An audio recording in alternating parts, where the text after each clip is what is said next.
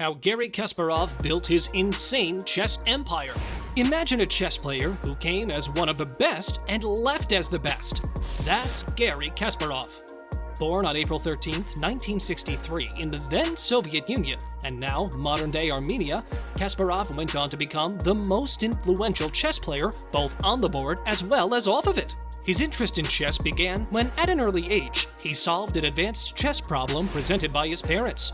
However, as per himself, the most important event in his life that motivated him to take up chess as a career happened in 1978 at the Solsky Memorial tournament in Minsk, where, aged barely 15, Kasparov went on to achieve the title of chess master. Do you know how Kasparov got his first name, Garry? His father was inspired by American President Harry Truman's hardcore anti-communist ideology, and he named his son after him. His name was, at that time, one of its own in Russia. After winning the 1981-82 edition of the USSR Chess Championship and the Moscow Interzonal Tournament in 1982, Kasparov qualified for the prestigious Candidates Tournament, where he was set to face his greatest challenge yet. His semifinal was scheduled against one Viktor Korchnoi, who happened to be a Soviet defector and the strongest non-Soviet player in action at that time. Politics had a greater sway on the game, and Kasparov was compelled to forfeit it. A benevolent action from his opponent saved the day, as Korchnoi allowed the match to be played in London. Kasparov won the high-profile match 7-4, and subsequently the Candidates Trophy, qualifying for the World Chess Championships in 1984. On the biggest of stages, Kasparov was pitted against the chess grandmaster, Anatoly Karpov, in a match requiring 6 wins for a victory, irrespective of the number of games played. Thus began the most sublime chapter in the history of chess. Kasparov started poorly, losing 4 games out of 9. It was followed by 17 consecutive draws till the 27th game, which saw Karpov once again edging past his challenger, extending his lead to 5-0.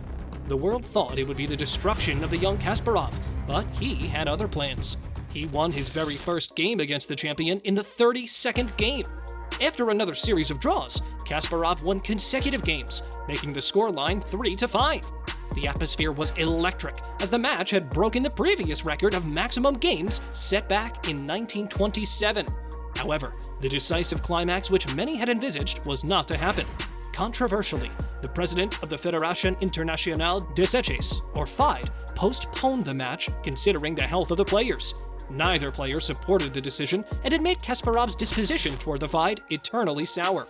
The match was rescheduled in Moscow the following year, and it would be on Kremlin land that he would lift the World Championship title. He won 13 games to Karpov's 11, and the final match, which he won by the Sicilian defense, was hailed as one of the finest chess masterpieces in history. With that, they became the youngest champion at 22 years. A rematch hosted jointly by the cities of Leningrad and London became yet another scintillating point in his career. The game was not devoid of controversy, fueled primarily by the allegations made by Kasparov of his treacherous team member, who sold his game secrets to Karpov. Yet he edged past his resurgent opponent and went on to retain his title next year in Sevilla. What could be the reason behind his ascent to the top? Specialists attribute it to his aggressive playing style and pre-planning of openings in his opponent's ranks. In 1986, Kasparov formed a rival association called the Grandmaster Association to limit the influence of FIDE. Their final break came during the subsequent World Championships with the British opponent Nigel Short, when the match received the PCA, another of Kasparov's rogue organizations, as its main sponsor.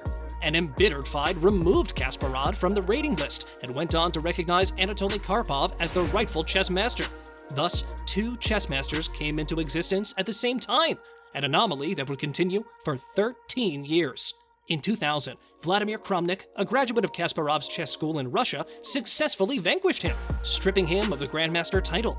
Kasparov continued his flawless form and went on to win several tournaments, yet his dream of retaking the title never materialized, with many matches being called off. On the 10th of May 2005, still rated as the top player, Kasparov pointed to his retirement. His achievements included the longest time spent as number 1 in the world rankings, with 255 consecutive months. He coached Magnus Carlsen, who would break his record of maximum rating points in 2013. He continues making a mark in the chess world even today.